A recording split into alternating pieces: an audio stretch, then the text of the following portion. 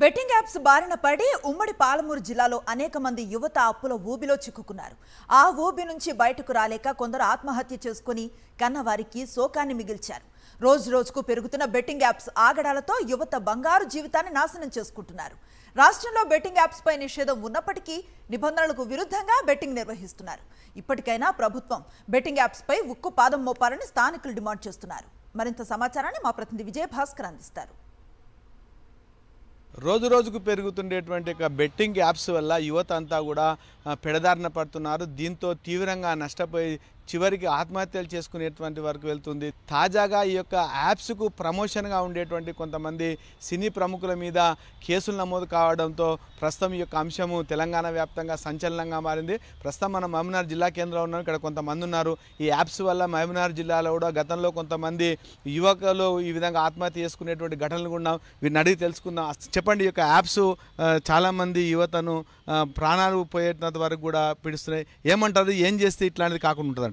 తెలంగాణలో ఒకవైపు ఈ బెట్టింగ్ యాప్స్ పైన నిషేధం ఉంది. అయినా దాన్ని బేఖాతరు చేస్తూ ఈరోజు తెరచాటుల ఏ రకంగా అయితే బ్లూ ఫిలిమ్స్ ఇతర వస్తున్నాయో ఆ పద్ధతుల్లో ఈ బెట్టింగ్ యాప్ అనేటువంటిది చాలా పెద్ద ఎత్తున యువత దాన్ని ఆకర్షితులై ఒక వ్యామోహంగా ఓ రకంగా బాధితులు అంటే తాగేవాళ్ళు తాగకపోతే ఎట్లా ఉంటుందో ఆ రకంగా ఈ బెట్టింగ్ యాప్లో లక్షల రూపాయలు ఈరోజు దానికి అలవాటు పడి ఈ ఉమ్మడి జిల్లాలో ఇప్పటికీ 5-6 మంది ఆత్మహత్యలకు పాల్పడినరు. అంటే ఈ బెట్టింగ్ యాప్ వల్ల మొదట్లోనేమో ఆట మాదిరిగా ఉంటుంది. ఆ తర్వాత దానికి అలవాటు పడిన తర్వాత లక్షలు ఇక ఎన్ని అంటే భూములు అమ్ముకోవడం, తల్లిదండ్రులను చంపినటువంటి పరిస్థితి కూడా ఉంది. కాబట్టి ఈ బెట్టింగ్ యాప్ వల్ల యువత అనేటువంటి వాళ్ళు బాగా ఉన్నతమైన చదువులు చదువుకున్న వాళ్ళు కూడా దానికి అలవాటు పడడం వల్ల ఈరోజు మొత్తం నిరుద్యోగులంతా కూడా ఈరోజు భూములు అమ్ముకోవడం, ఇండ్లు అమ్ముకోవడం, తర్వాత అనేక రకాలైనటువంటి ఆస్తులను అమ్ముకోవడానికి తల్లిదండ్రులపైన దాడి చేయడము, చివరికి సొంత ఆస్తులను ఇళ్లను కూడా అమ్ముకున్నటువంటి పరిస్థితి చరిత్ర జిల్లాలో ఉంది. కాబట్టి దీనిపైన వెంటనే నిషేధించాలి. సినిమా యాక్టర్లు దీన్ని ప్రచారం కల్పించడానికి స్పోక్స్మెన్గా ఆ రకంగా వివరించడం అనేటువంటిది ఇది సీరియస్ చర్య తీసుకోవాలి. ప్రభుత్వము ప్రకటనలకు మాత్రమే పరిమితం అవుతుంది. ఈరోజు గుట్కాలు కానీ ఇంకొకటి కానీ అన్ని కూడా గాంజా కానీ అన్ని నిషేధం ఉన్నాయని చెప్తారు, కానీ అన్ని విచ్చలవిడిగా దొరుకుతున్నాయి. ఇప్పుడు అదేవిధంగా ఇప్పుడు యూట్యూబ్లో ఈ బెట్టింగ్ యాప్స్ అనేది దానికి స్త్రీలు ఎవరైతే ఉంటారో యాంకర్లు వాళ్ళు ఇంకా నిర్మాతలు వీళ్ళందరూ కూడా దీన్ని ప్రమోట్ చేస్తారు.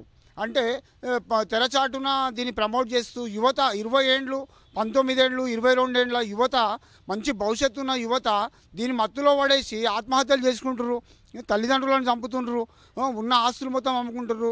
మనిషికి ఉన్నది ప్రాణమే. ప్రాణం పోయిన తర్వాత మొత్తం శూన్యం, ఇక ఏముండదు. స్టార్టింగ్ ఓ 10 రూపాయలు 20 రూపాయలు అంటే ఆ విధంగా రాగున్న తర్వాత లక్షల రూపాయలు అమ్ముతా ఉంది. రీసెంట్గా చూస్తా ఉన్నాం ఉమ్మడి జిల్లాలోని బెట్టింగ్ యాప్తో లాస్ అయితే ఆస్తుల కోసం సొంత తల్లిదండ్రులను చంపి కూడా ఈరోజు పొలం అమ్మి కూడా ఈరోజు బెట్టింగ్ యాప్ పెడతా ఉన్నారు. మేము పోలీస్ వ్యవస్థకు ఒకటే విజ్ఞప్తి చేస్తూ ఉన్నాం, ప్రతి గ్రామీణ ప్రాంతాలలో అవగాహన సదస్సు అని చెప్పేసి నిర్వహించాలి. ఈరోజు ఎక్కడైనా బెట్టింగ్ల పైన ఇష్యూ జరిగితే తప్ప స్పందించలేని పోలీస్ వాళ్ళు ఈరోజు ఎందుకు నిద్రపోతారు అని చెప్పేసి కూడా మేము అడుగుతూ ఉన్నాం. గత 2-3 రోజులుగా మన తెలుగు రాష్ట్రాల్లో హాట్ టాపిక్గా మారిన విషయం ఏంటంటే బెట్టింగ్ యాప్స్. ఈ బెట్టింగ్ యాప్స్ ద్వారా యూట్యూబర్లు అనే ఇన్ఫ్లుయెన్సర్లు యువతకు బెట్టింగ్ యాప్లను ప్రమోట్ చేసి మీరు ఇంత పెట్టండి ఇంత ప్రాఫిట్లో వస్తుందని యూత్కు ఇంత మాయ మాటలు చెప్పి వాళ్ళని నమ్మించి వాళ్ళని బెట్టింగ్ యాప్లోకి దించుతూ ఉన్నారు. యూత్కి ఇట్లా వాళ్ళని నమ్మి ఏదో యూట్యూబ్లలో వాళ్ళు కంటెంట్ చేసుకుని వాళ్ళ కంటెంట్ నచ్చి వాళ్ళకి ఫాలోవర్స్ అయితే యువతను మబ్బి పెడతా ఉన్నారు. యూత్ బెట్టింగ్ యాప్స్లకు అలవాటు పడి వాళ్ళ సొంత అప్పులు తెచ్చి అంత బెట్టింగ్ యాప్స్లలో పెట్టడం వల్ల పైసలు లేక పేరెంట్స్ని అడిగి వాళ్ళ పేరెంట్స్ ఇవ్వకపోతే పేరెంట్స్ని చంపి కానీ వాళ్ళ ఆస్తులను తగబెట్టి కానీ తెచ్చుకొచ్చి ఇందులో బెట్టింగ్ యాప్స్లో పెడతా ఉన్నారు. బెట్టింగ్ యాప్స్లో పెట్టినా ఇట్లా వాళ్ళకి ప్రాఫిట్ అనేది వస్తలేదు.